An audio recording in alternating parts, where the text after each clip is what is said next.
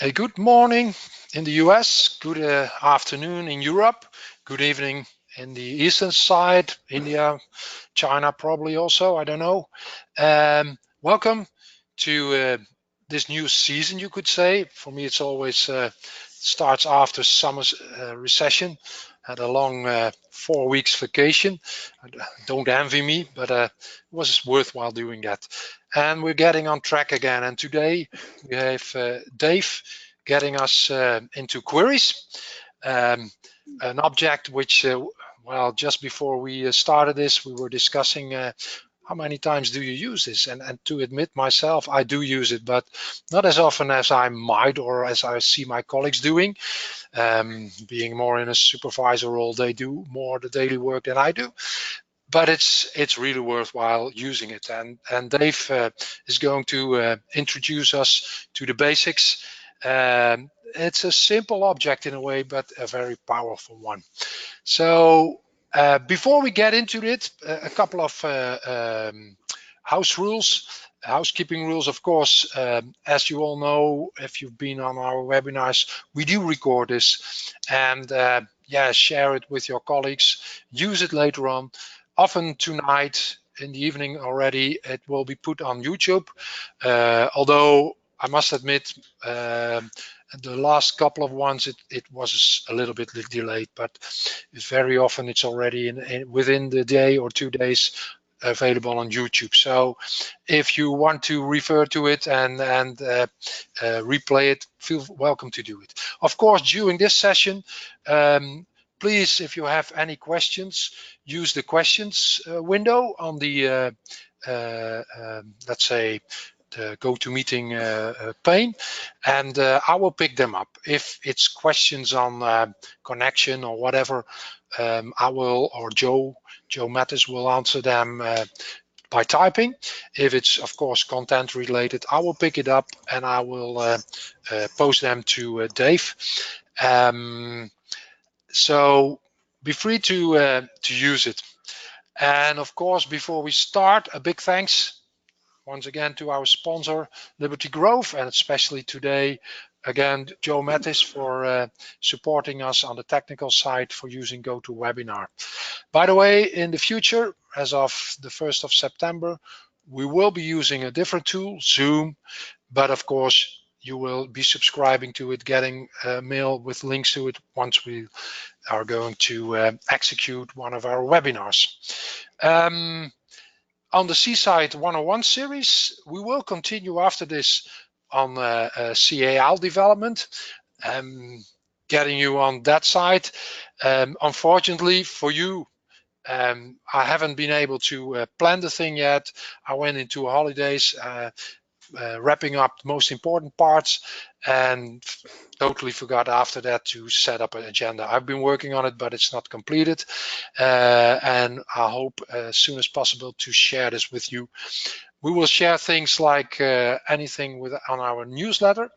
Other webinars is being worked on too. We will share it in our newsletter. We will share it on our website. So this is the URL for our webinars on our website. So keep yourself updated there. But of course, this is the simplest one. And by replaying the YouTube recording, you might be able to type this link. And if not, and you don't find out, feel free to send me a mail. Look at nav-skills.com. That's for the housekeeping rules. Today we have Dave. To be honest, Machanick, I think it's the way to say it, but Dave, correct me later on. Dave is a veteran in the Nav world. He's been working on different levels, on the functional, on the development level, and he has been presenting on reports once before, and we're happy to have him on today. So Dave, I'm going to switch and make you presenter. So my screen will be disappearing, and it's up to you now to pick it up.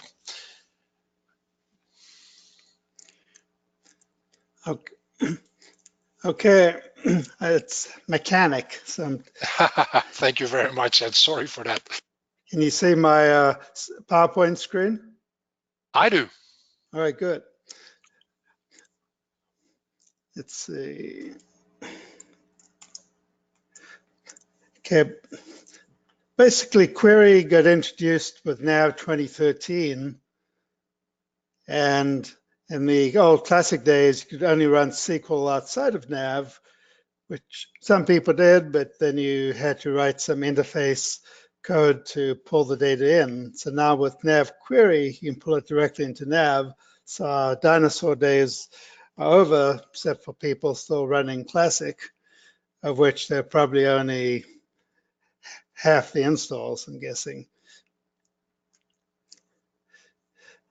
So 2013 came to the rescue, and after Microsoft introduced it, they obviously liked it so much they didn't think it needed any changes, so it's still pretty much the same in 2018. And you can run it directly from the developer client with some limitations, or you can use it in pages, reports, code units, and from web services. And I will cover these different methods. The reason for running it from the development client is just to check your output. It's limited to the first 1,000 rows if you have a longer query, but still useful to be able to run it, see what you get. Now, advantages of Nav Query is, first of all, your flow fields are automatically calculated versus do it yourself. Now, if we're writing SQL in SQL Server, you'd have to get the correct logic in place to calculate the content of a flow field. Like if you want a customer balance, you would need to total up the detailed customer ledger entries for the balance figures because the amounts are not stored in the customer ledger. So you'd have to know exactly where to go and how to do your conditions. In Nav Query, all you do is you put your flow field in, and the Nav Query takes care of the necessary SQL logic to deliver you the correct result. It's also much faster than Nav code. And basically, the original Navision, Navigator, whatever, was basically more of a what we call a flat file system with a relational database on top of it, which means Nav still reads the entire record in SQL terms of rows. So if a record contains 100 fields, it's going to read 100 fields. It's going to update 100 fields. In Nav Query, if you only want 2 fields from that table, it's just going to ask SQL Server for those 2 fields. Also, when you're doing a multi-table query, it's actually going to return to you that query results much same as you were doing SQL Server, and that can be much, much quicker than going into Nav and saying, read the record, now read the information related to this record and the information related to the other record. I found in some instances that Nav query can be 100 times faster than your normal Nav AL code for processing information. And so basically there are a number of advantages for using it, and you will see several reports as well as pages in standard Nav that are using the Nav query for the information source. Now the disadvantages, it's not a big one, but you do have to write code to process it. You cannot directly attach a page report to a query. So you have to write some code to bring it in, and I will cover this later on in my presentation. The other thing is Nav Query is just a subset of SQL. You can't do union queries, and you can't have logic inside the query that you can do when you're using SQL directly, and of course you cannot use stored procedures.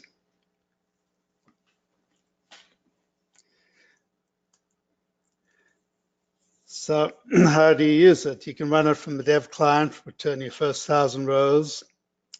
You can run it from a web service, an external program through an app like Excel, and I will show you an example of using it in Excel. You can run it from a page, which I'll show later on. You can use it as a data item in report, and I'll show you how we make that work. Code units won't show. It's just basically code similar to what I'll be showing you in the page and report, using nav charts and role center queues, like my customers, my vendors, for example.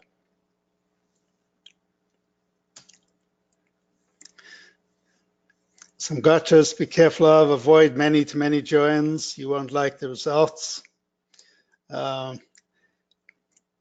Basically, when it's many-to-many, you're going to get a multiplication of the number of times a many join occurs versus the second side where it's joining it up, and I will show you an example of that too. You must have at least one column getting the output, but this can be in any data item. For example, if you link customer and items, you could just return a column from the item table and none from the customer, and you will get results. A row defined as a filter does not produce any output. You purely use it in your code to provide a filter, much the same as you do in a report or code unit, to limit the information or usually the total that you want to get. Anytime you define an aggregate, which is sum or count, the remaining columns will automatically flagged as group by. So basically, you will not get detail if you have any type of aggregate field in your query.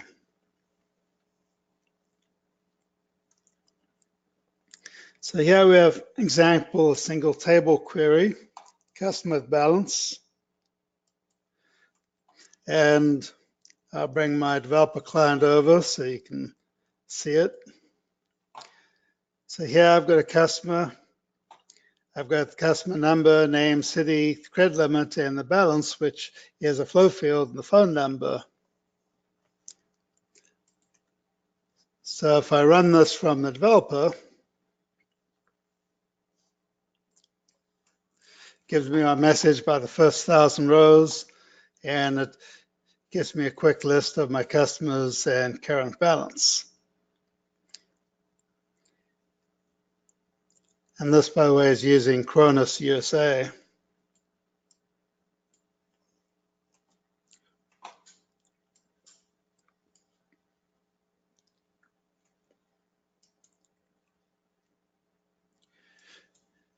Now, two-table query, this links up the customer and item ledger entry.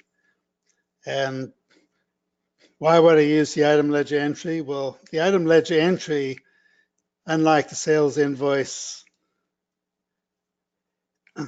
line and the sales credit memo line and headers, has the information, both invoices and credits, in the same table.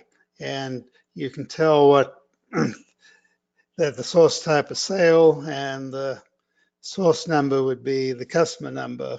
Same thing applies to purchases. So let me show you this in the development client.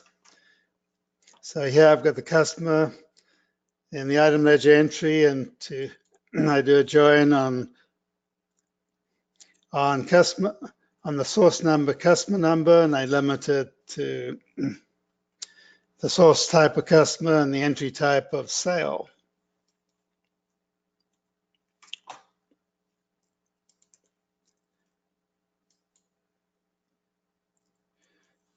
So now if I run it, I'm getting a list of all my customer items. So this would be a detailed query because I'm not doing any type of aggregate.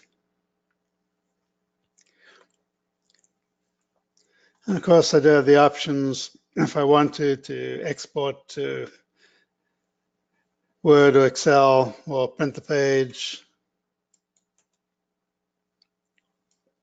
Yes, and Dave, just running it here from the object designer is just a tool for developer to see, do I get a result? It's not meant as to be applied by a normal user, right? To be used by a normal user.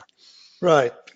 Now, some normal users might develop their own queries, but most of the users will not. But it is designed to be a development tool, so you can check your output before you use it somewhere else. Right.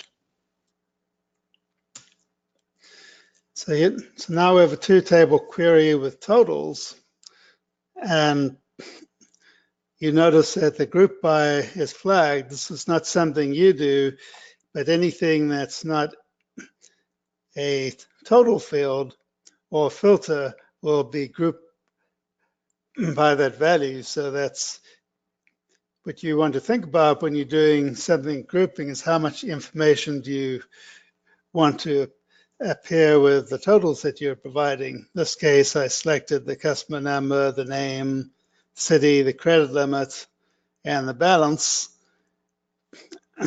and the item number, and then I'm going to do the total quantity and the total amount.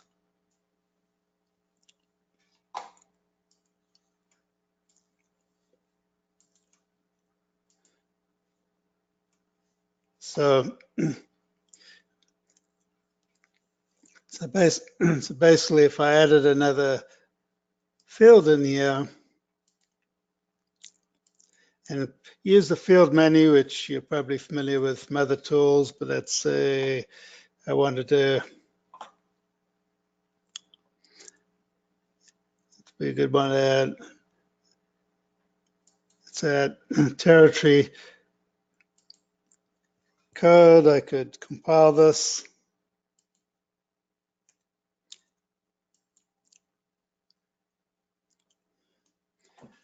Run it, and here's my query.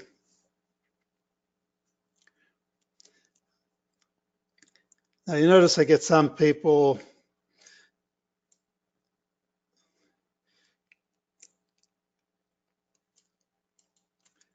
now one thing,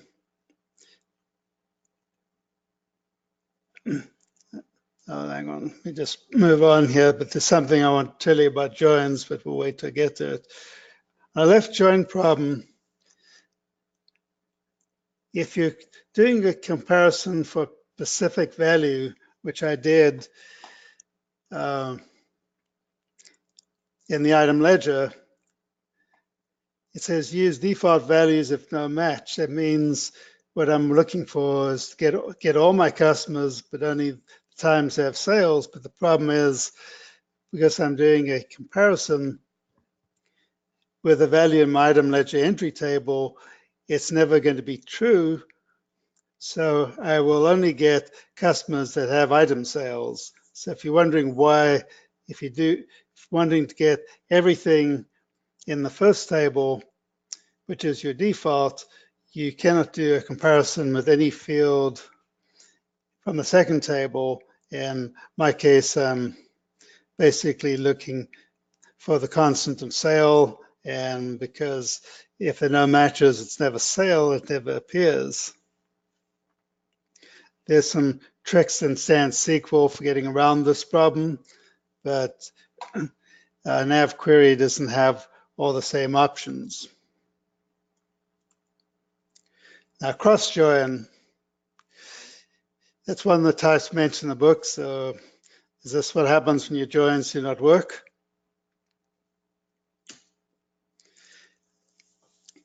Cross join gives you the number of rows from the first table times rows in the second table, which could seem kind of useless, but I can think of some times where it could be useful, like when you're setting up the general product posting and general business posting, you have this table, the general posting set up with all the values.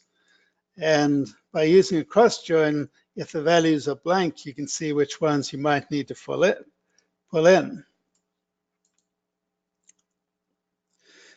So I have my example here, and I'll bring this up in the designer as well.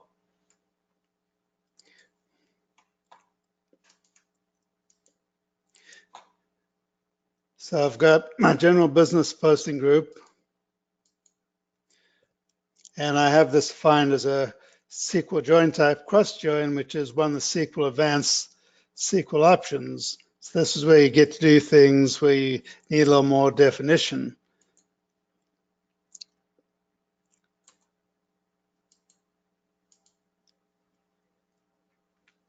Then the general posting setup is a left outer join, which means I'm going to show if it's not there, the query will still run. It just will have no values where I don't have a general posting setup.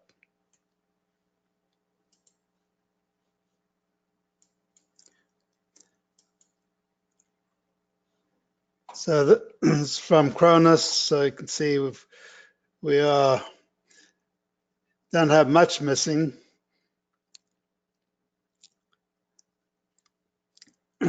But we do have a few which don't have values. So this can be useful if you have a fairly complex posting situation with a lot of combinations. You can run this and see where the holes are and see if you need to fill any of them in. Plus you could add some of the other fields like account numbers and so on as well. I could see this being useful possibly for custom item pricing, or anytime you want to look have a smaller grid where you just want to look for a few missing values to be useful. You obviously wouldn't want to do a cross join between your customer table and the item table. If you had tens of thousands of customers and tens of thousands of items, you'd end up with hundreds of millions of rows and be pretty much unusable. So where it's good is for smaller situations like the posting setup.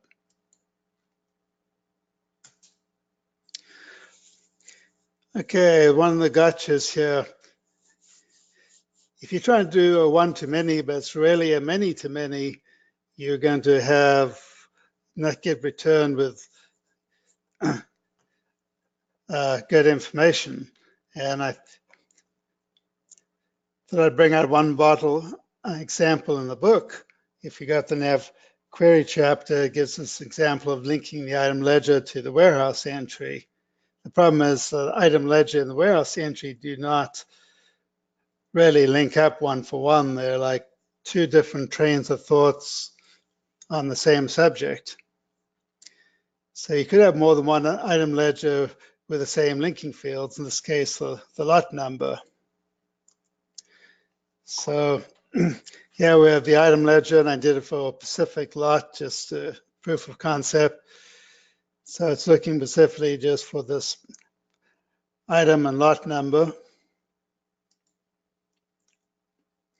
And then a warehouse entry for the same item, lot number, and I threw in the bin, but it really didn't matter too much. And then I put them together with a link together. And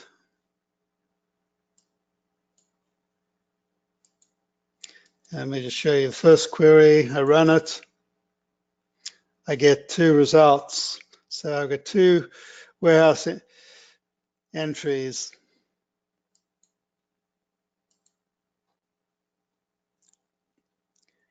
So here I get 4. Hang on, I think I got something in the wrong order here. Should have shown you the item ledger first. So the item ledger gets 2. So I basically had 2 purchases for the same lot. The warehouse entry records the same 2 purchases for the same lot. And then the join query gives me 2 times 2, a total of 4, because the item ledger and the warehouse entry don't have a one-for-one. It's basically a many-to-many. Now, the warehouse entries can get a lot more complicated because they record more detail than the item ledger entries do. and they can also get out of sync. But basically, you do have to be careful that you really have a one-for-one. And as you can see from the entry numbers, I got 78, 79, 78, 79. So the entries are repeated.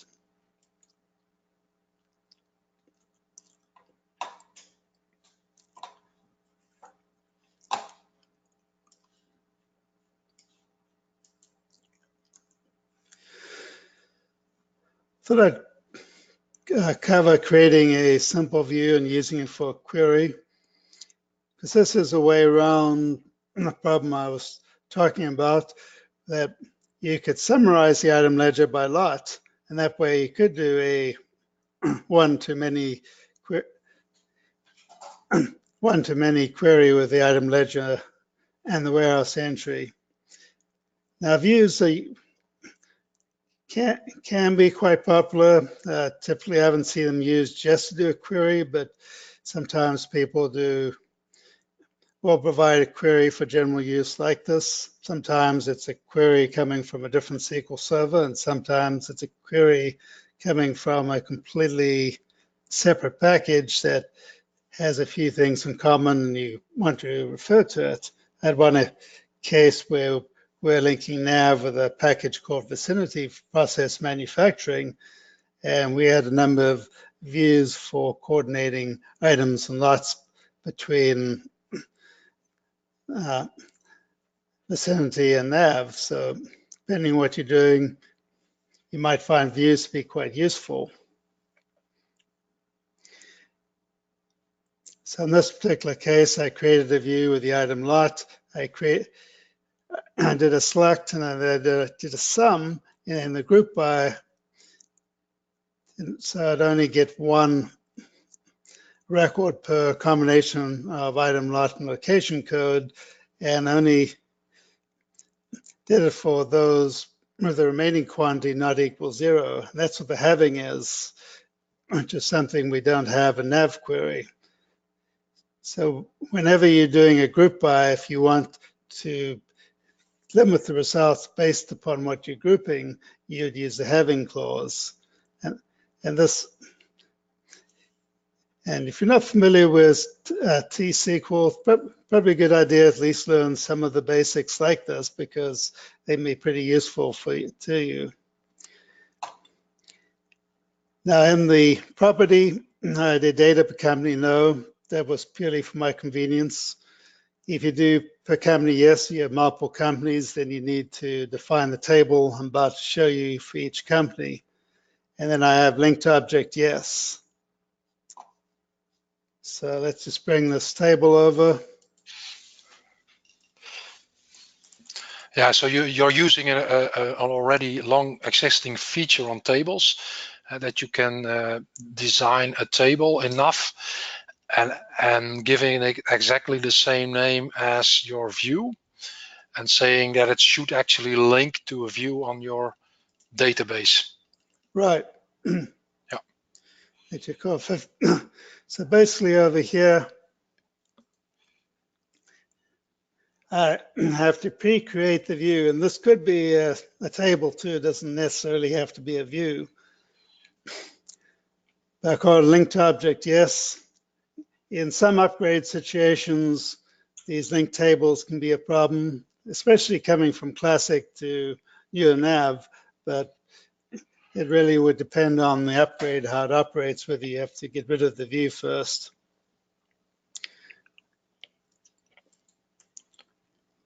So basically, by defining that view, I can run the table much like I can do for any other table. And here's my results, which I would expect to see when I do a query. Yeah, so you have created a view with SQL Server Management Studio, for example. This is where you got your screenshot from.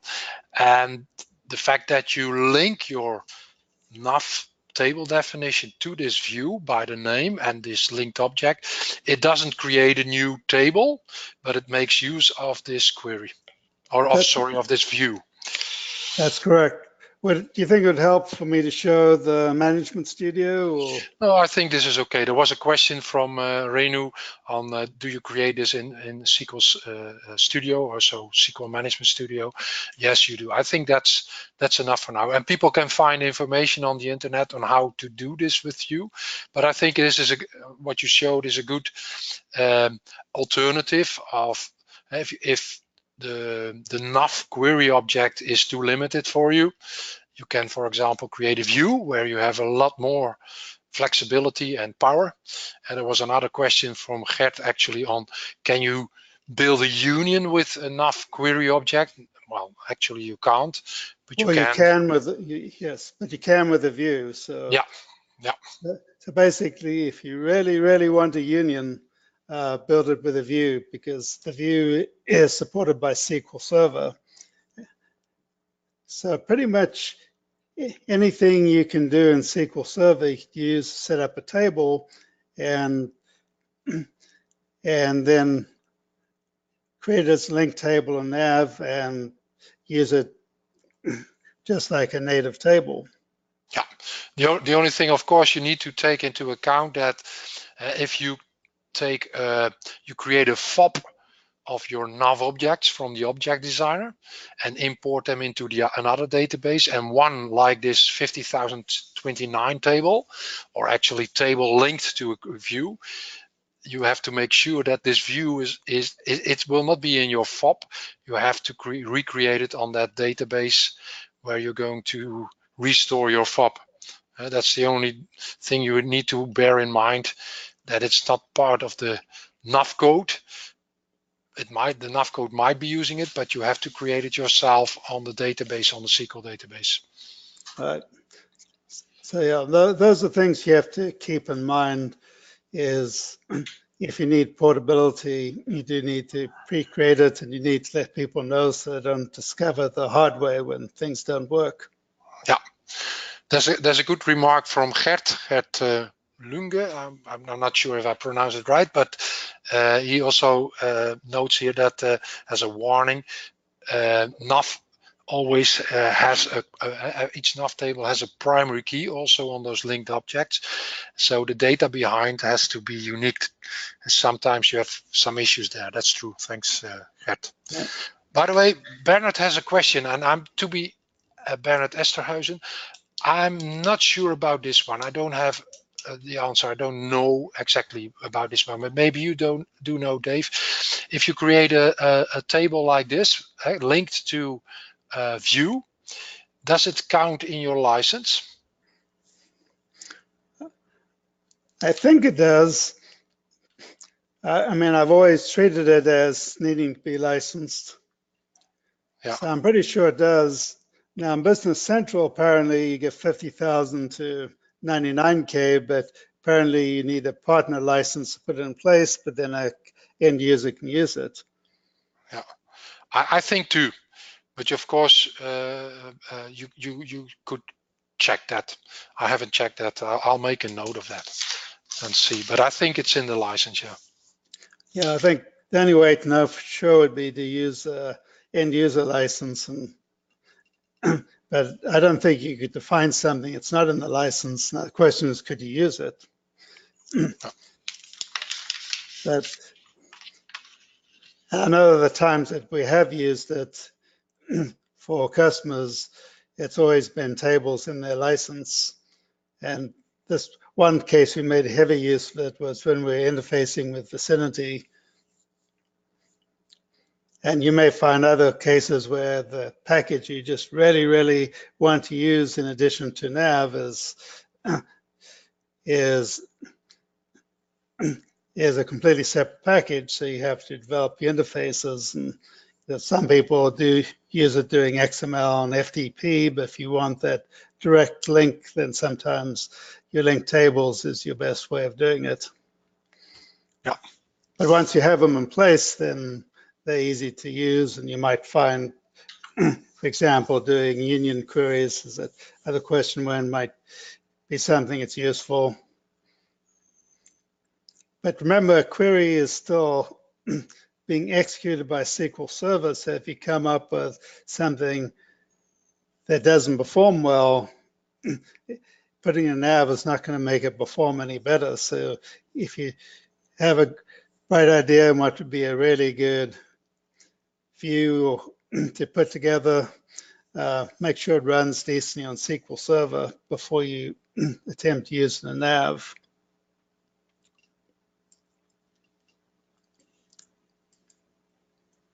But even if you're not a SQL person, this kind of gives you an idea of what can be done. If you're not a developer, you presumably work with developers.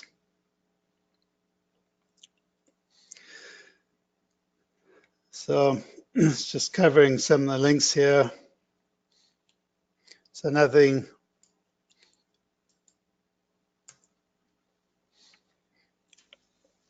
Let me just show you my query here quickly, since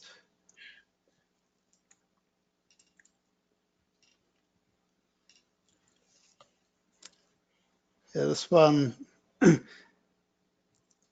have any ad. Basically, they find the Cronus data is a little limiting.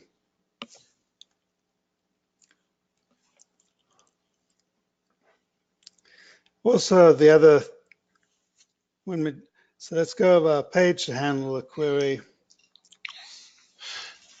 So for both pages and reports in the new versions allow you to define a source table temporary. So you notice over here, we got source table temporary, yes.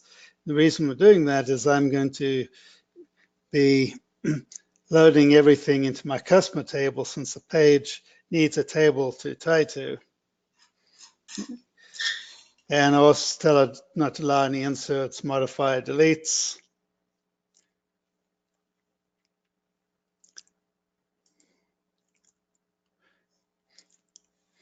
Now, to load the query, I need to basically run the query and load the information and do an insert, which is why I'm using a temporary table, because I don't want to insert it into the real customer table. So the syntax is always going to be pretty much the same, that you're going to open the query. If you have any filters, you do it before the open statement. You do a cust query read, and it's do an if, so it doesn't get an error if it doesn't work. And then if it reads, I then grab these fields into my customer table, do the insert, and then continue until cust query read is unsuccessful. And then I would do a cust query close. So let's just have a look at this page. So it looks like any other standard page.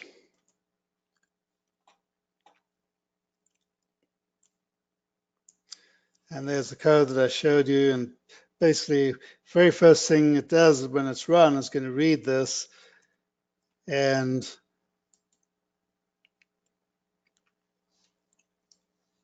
then give me the page.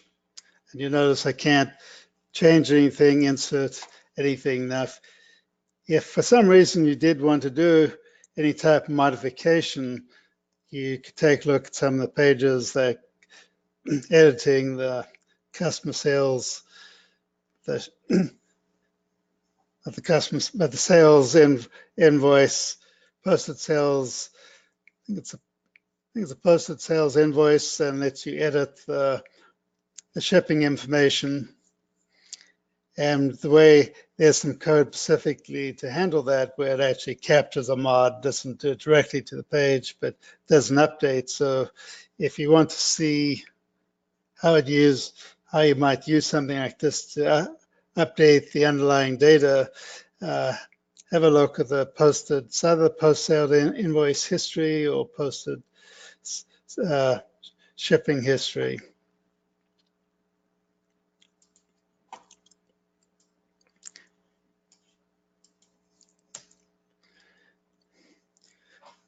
Okay, I have a totals. So here we have customer sales totals. That's similar to what I showed before, and that it's going to do a group by.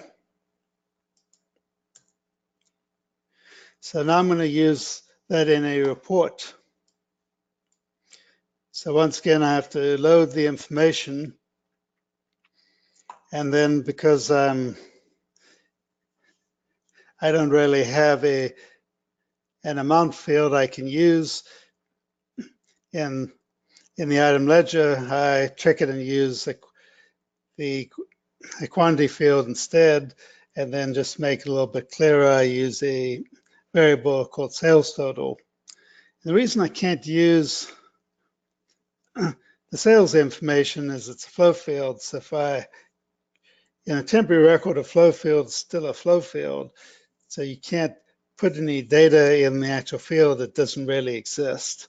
So I could have added a new field, but in this case, I decided to just get a little tricky and rename one of the existing fields. And then I used it in a report. So once again over here, I've got temporary yes.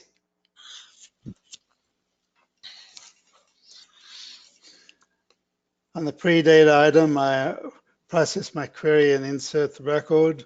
And then when it goes through the loop of reading the records, I just make the field sales total. So mainly so it appear understandably on the screen. And then the layout, just use report builder since it's a simple report. So you notice I got customer number, name, I got the sales amount, and then the expression, which is the total sales.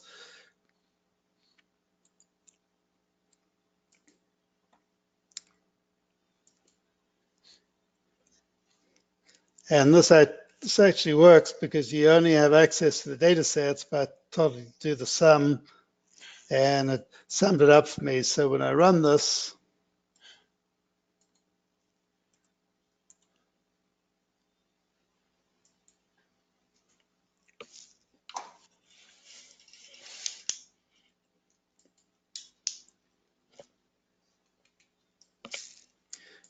not the world's most beautiful report, but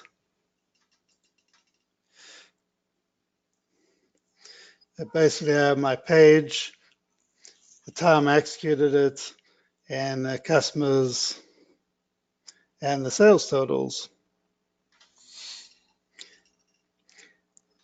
Now, typically, if you're using query and reports, I've seen them used in two ways. One is people want to provide some options on where the input comes from, so they might run different queries depending on whether they're getting, say, current sales orders or posted sales invoices or post-sales credit memos. And that actually works very well until you try to use standard functionality to email, because you don't have a true data item. But it does give you a lot of flexibility in reporting. And if I had a report I did for one customer, an upgrade, where in 2009 it took about an hour to run. So I used a query instead. Since a prior belongs to the customer, I can't really show it to you, but it ran about 60 to 90 times faster. And after I'd done it, the customer said, don't worry about converting this report, it's too slow, we just use the query. And I said, I'm sorry, I did it for you already. But basically, you will hit situations where the queries just can be incredibly fast compared to the normal table logic, because you're basically sending a statement to the SQL server that says, I want to join this, join this, join this, and return the results. And it's able to process that as a single statement, as opposed to reading a record, then reading the records within the record, and so on. So I'm just sticking to the very simple side of queries, but they are can be not only useful, but extremely fast. Yeah. And here, so with the report and the page, you show us the trick how to include it as the source, more or less, of those objects, where you cannot directly link them to the objects being a source like you can do with a table. Right. And you'll see sometimes in Nav they'll use the integer table instead of the actual table. When you do that, then you just define all the individual fields, or you could have a temp table. You pretty much have anything in a data set, because the Nav really doesn't care what you're putting in, has sort of a loop that it goes through, and you could put hard-coded values, pretty much anything you want to in a data set. It doesn't care. Now, the last thing I was going to show you is Excel OData feed. And even though I'm running Excel 2016, it does not like the OData URL for version 4. It will only take the standard OData. Now, if you're using Power Query does support version 4. So in Excel, you select other data, then OData, and then you can also hit refresh the query. So you can actually set up a query, which I did over here. I had a custom sales total. I published it. Your tenants refers to if you're running multi-tenant. It doesn't, if you're single tenant, shouldn't matter, but you do need to publish it. You notice there's no data version 4 and a regular data. So now if I click on this link, it's not going to show me anything very useful unless you really like reading reading code. Let's see if it comes up here.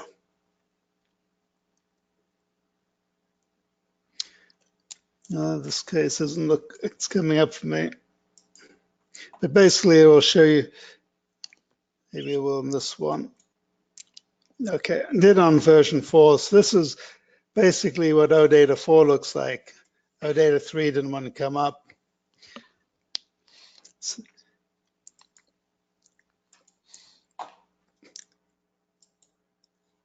So I populated my Excel, and basically I did the data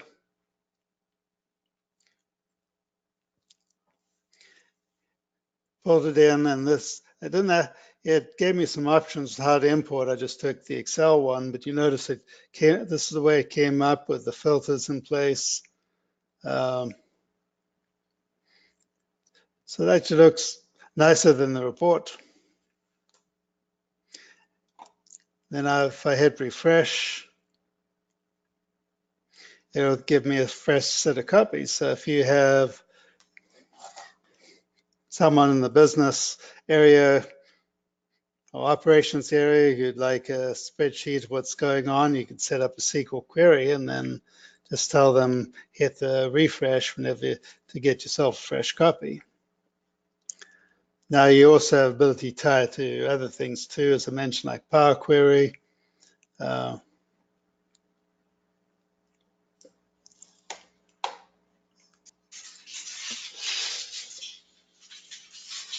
And of course, in this case, this is a nice way to publish it to the outside world. Inside what you showed with the pages, etc.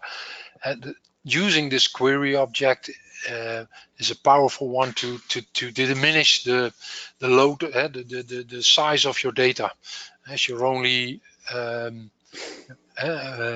addressing those columns you do want, and not like a normal query from Nav, a find or a get.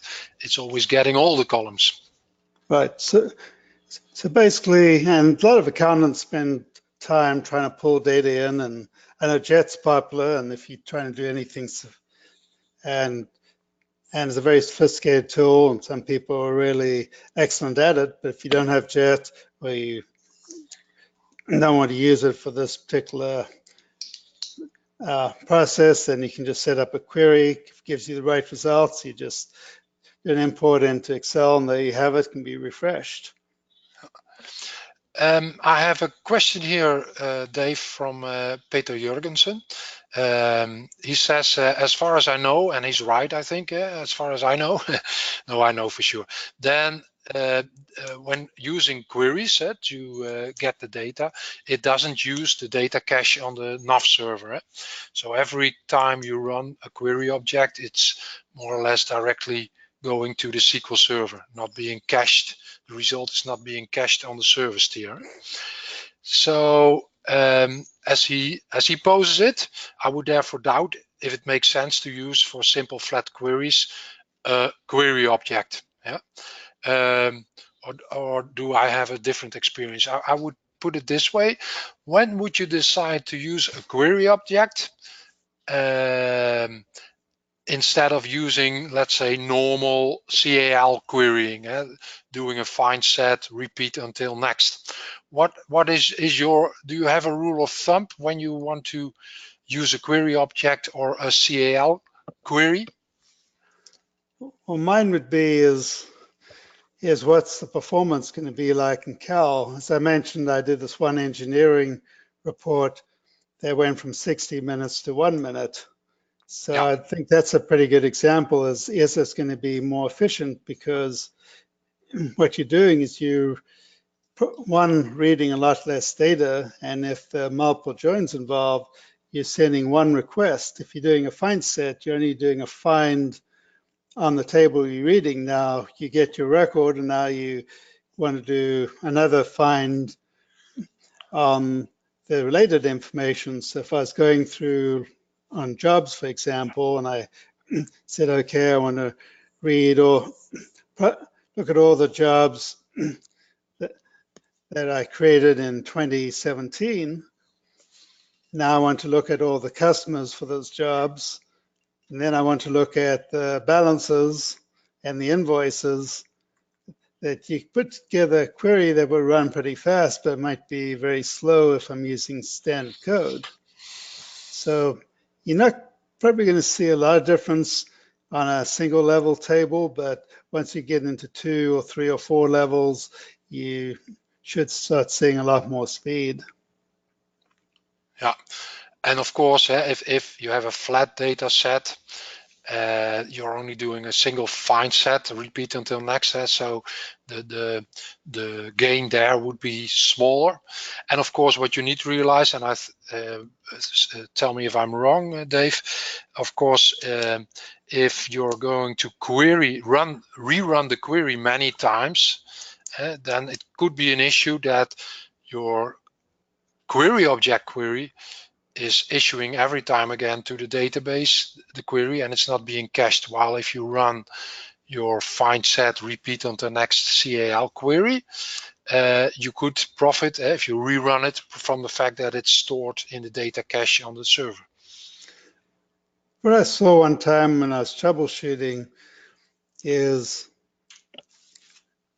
if, for example, and some people thought, well, it's very important that I never read my GL setup more than once. Well, from what I could see, it's cached. It makes no difference if you read it 10,000 times.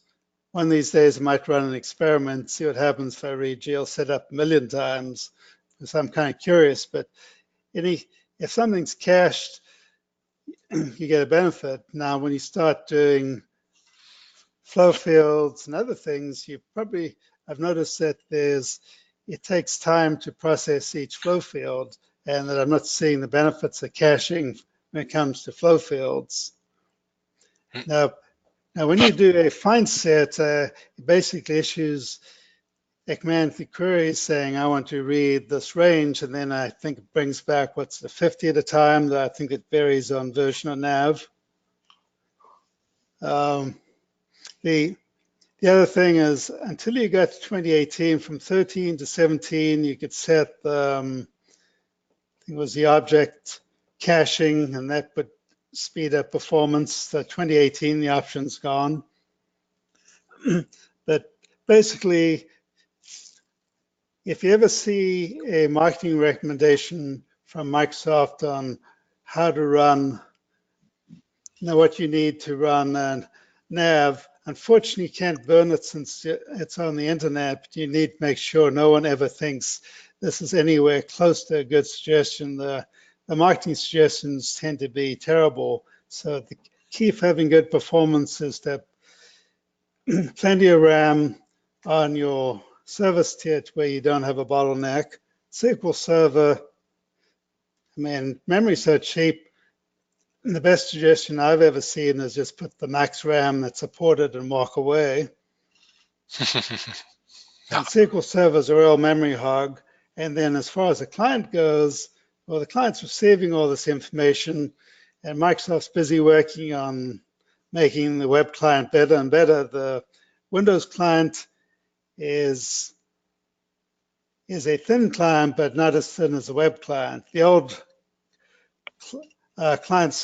server client from the classic days basically did all the work. The server steer does most of the work, but a fair amount still gets done in the Windows client until you go to the web client. The web client is, so you can actually run a Windows client over slow WAN without too much problem as long as you don't do reporting, heavy reporting. But the web client's designed to be very, very light. I've got a question related to, let's say, the last slide from Omar. Are there any rules of thumb involved in to the following decision? He says, if you publish a page web service as OData or publish query as OData. Of course, with pages you have the CRUD, the create, update, delete, and read possibilities. With a page. You have those methods. You don't have it with a query. And of course, we have to realize all query objects are only select statements. So it's only read querying.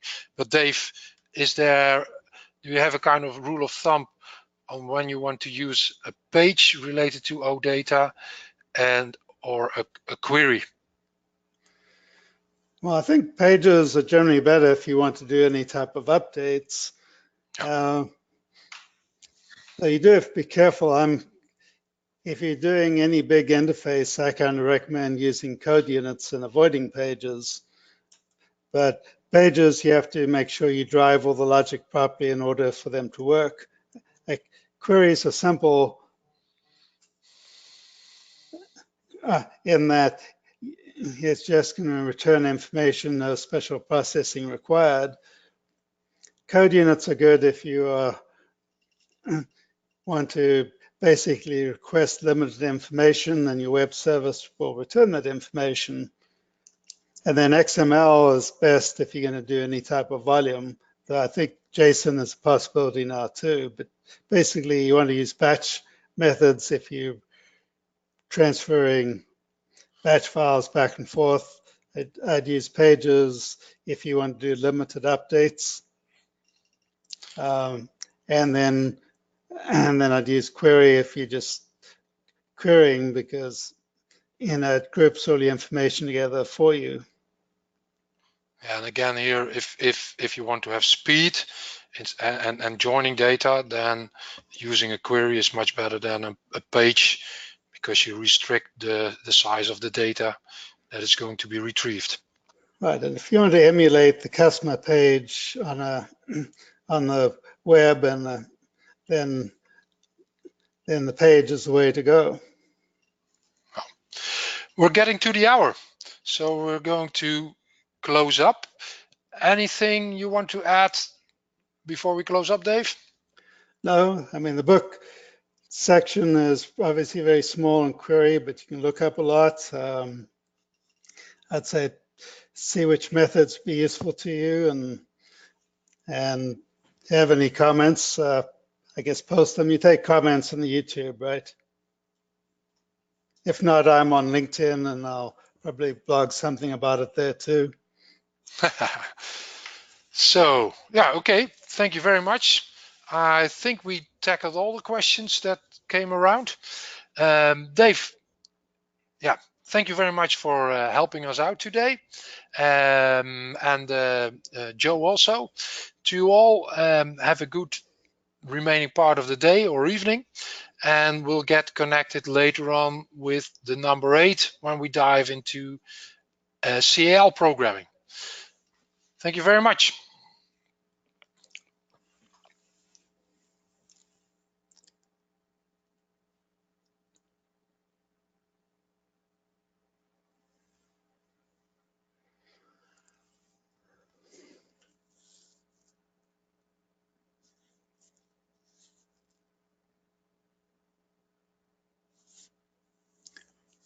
Guess we're off here now.